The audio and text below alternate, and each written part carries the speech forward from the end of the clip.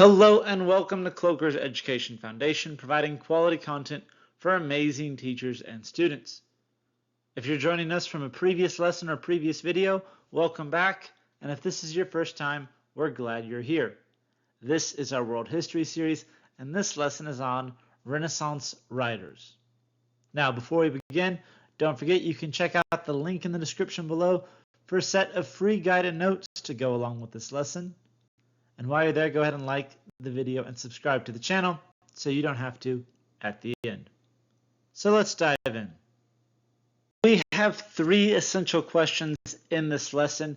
If your teacher or instructor is having you write an answer, just pause the video when you need to. The first that we're looking at is, what qualities do people look for in a leader? Our second essential question, what leadership traits are beneficial for a nation? And finally, in terms of running a country, can the end justify the means? Does the solution justify the path of how you got there?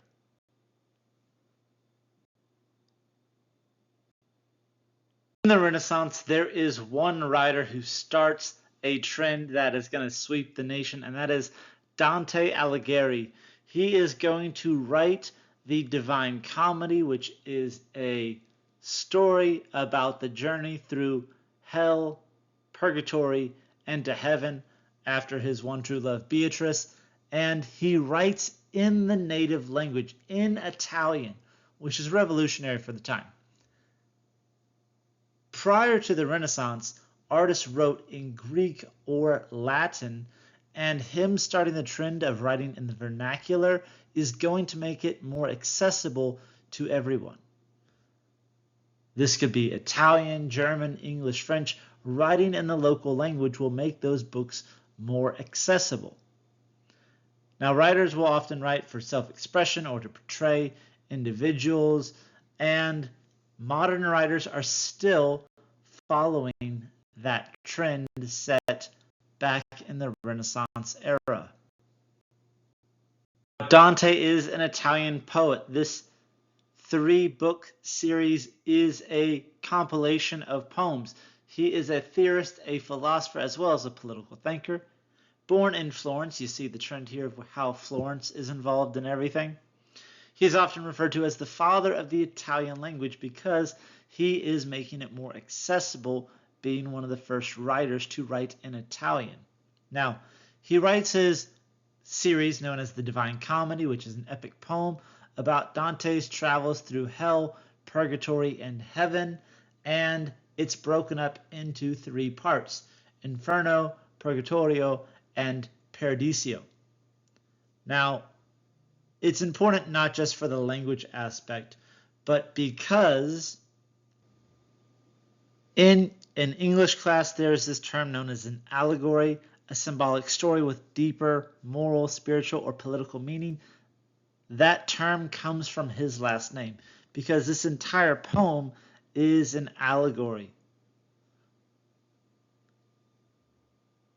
Different characters are going to represent different sins, and it is supposed to be a story of the soul's journey towards God. And so some examples would be that in this series, he is led by Virgil, which is a Roman philosopher and writer that's supposed to be human reason.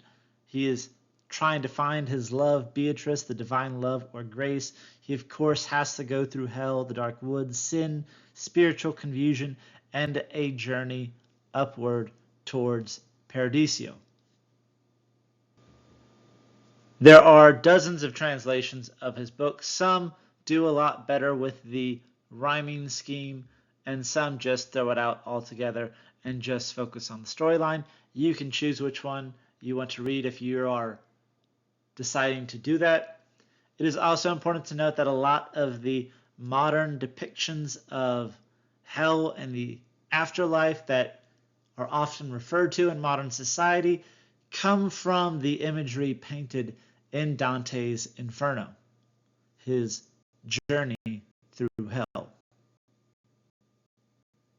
We like to reference Hollywood creations to give some visuals as we go through. Dante's Inferno has an animated series on Netflix. If it's still there, you know how things rotate on and off.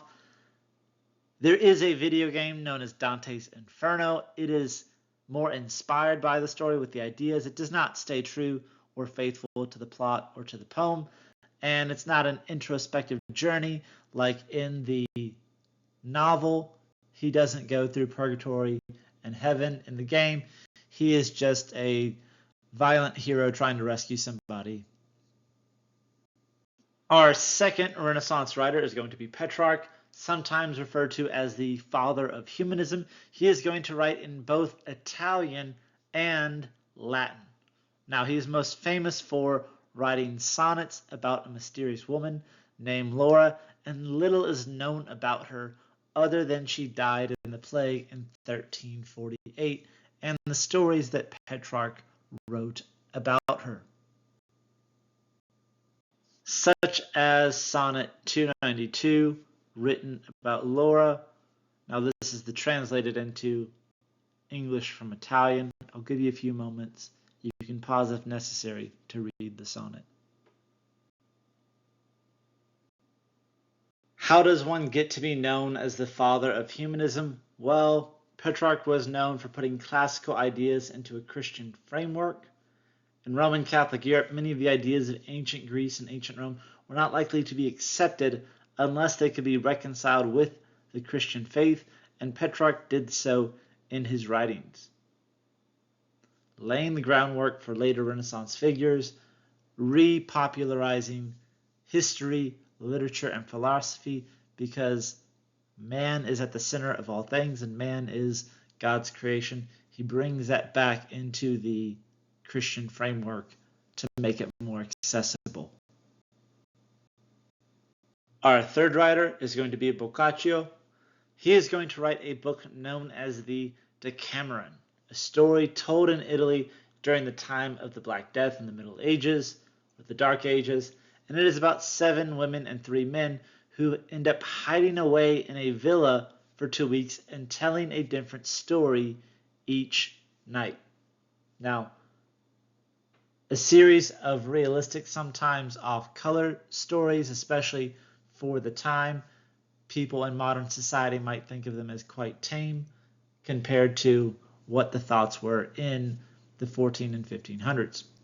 The Decameron presents both tragic and comic views of life because, again, he's encompassing 10 different points of view within this novel. There is a short series on Netflix known as the Decameron. It is loosely inspired by his book. It is not faithful necessarily to the plot of the Decameron story that he wrote.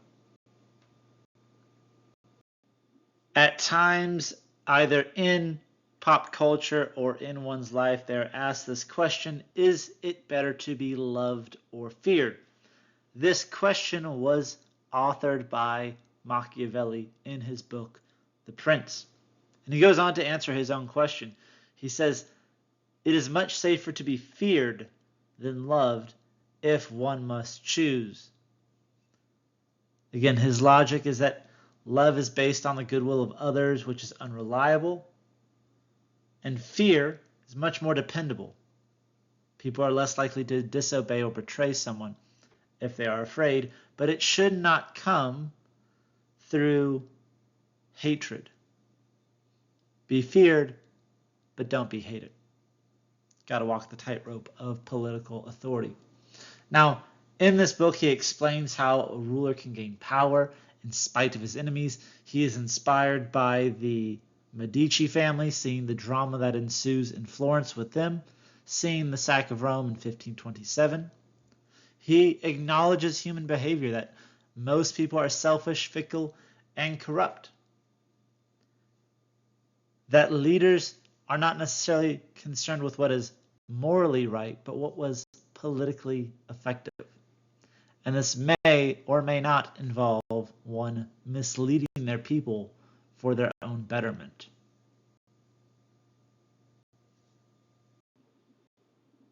Since we made our reference to video games earlier, Machiavelli does make an appearance in the Assassin's Creed series, especially in the early ones, Assassin's Creed 2 and such, with his influence on the city-state of Florence. Their portrayal is fairly accurate.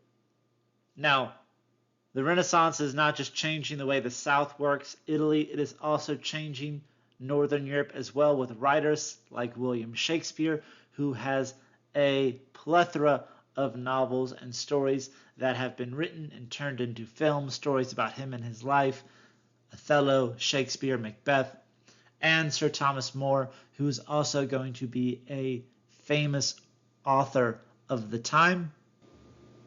Sir Thomas More, also being a Catholic priest, will write several doctrines defending the Catholic Church from the Protestant ideology, but he is mostly known for his book Utopia, or The Good Place in Greek, discussing an ideal society.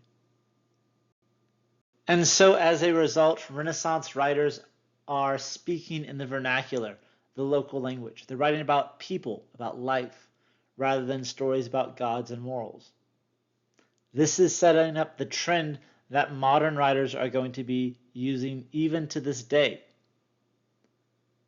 Now, if you were curious about any of the books that were mentioned in this lesson, you can go look them up online, or you could probably check them out for free at your school or local library. Some libraries will even order books if they do not have them in stock. And this is a very iconic library, established in the Renaissance era, 1592. This is the library of Trinity College in Dublin. It's been shown in several movies. That wraps up our lesson. Thank you so much for watching. As always, don't forget to like and subscribe if you haven't already. Check us out on Teachers Pay Teachers, YouTube, Rumble, and the Kloeker Education Foundation website. We have a ton of lessons and a ton of resources that might be helpful to you there. To see what's new and what's next in our series, go ahead and click here as we break down the Reformation and the Age of Exploration.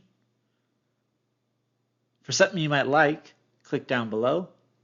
To subscribe to our channel, click here on the right. All of this and more is just a click away. I'll see you there. Thanks for watching.